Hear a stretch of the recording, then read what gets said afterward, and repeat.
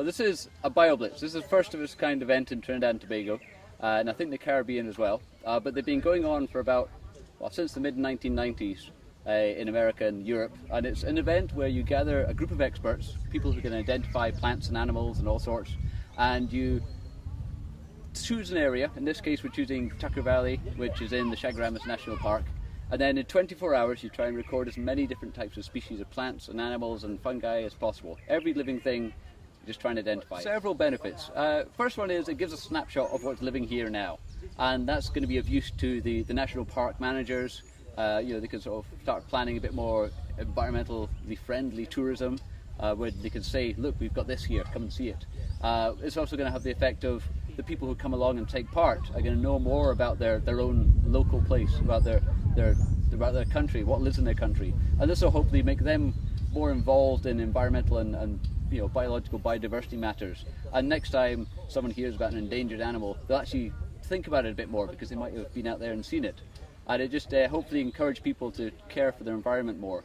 But it's also got knock-on effects of, whilst we're surveying here, we may find species that haven't been recorded for Trinidad before, introduced species, alien species. And it's a good way of knowing, for a start, what species have turned up. There might be invasive plants that have been coming on sort of the agricultural trade, or invasive insects. Again, could be pest crops, also things coming in.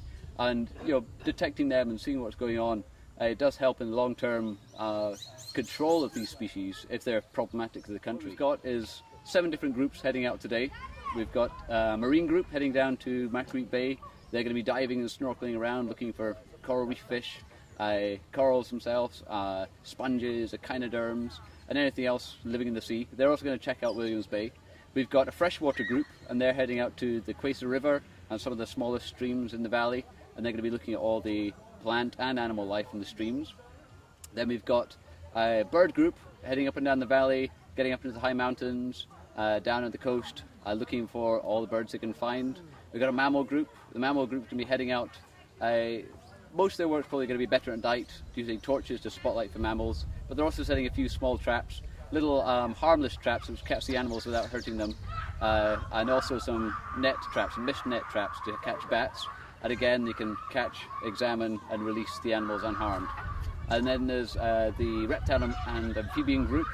They're going to be, again, working mostly at night, looking for, by torchlight, looking for snakes, frogs, lizards, and maybe something of turtles as well, tortoises, if they get lucky. And then there's the terrestrial invertebrates group. That's all the insects, the spiders, scorpions, snails, all the kind of wee creepy crawlies. And again, they're going to be heading out daytime and nighttime. There's a lot around for them to spot. There's going to be some trapping as well. At nighttime, we're going to have light traps set up. These attract all the moths and night-flying insects. And then we've got the plant group as well, and they're heading out collecting as many things as they can, and they're going to bring them back to the base camp for identification later. And it's just basically looking for anything and everything that moves or grows or lives in the valley and finding out what it is. And the second part of the whole Bio Blitz event is public involvement, public participation. If you're going to do a proper scientific survey, you wouldn't limit yourself to 24 hours and try to cram it all in at once. You'd spread it out over a long time. But for the Bio Blitz, you kind of cram it into that time so that it engages the public imagination, and you're having a race against time to identify. And you invite the public along to take part in guided walks where they can listen to experts describing things, looking for things. They're going to have information here at the base camp, things about environmental issues, how to identify different animals and plants. All that information could be here.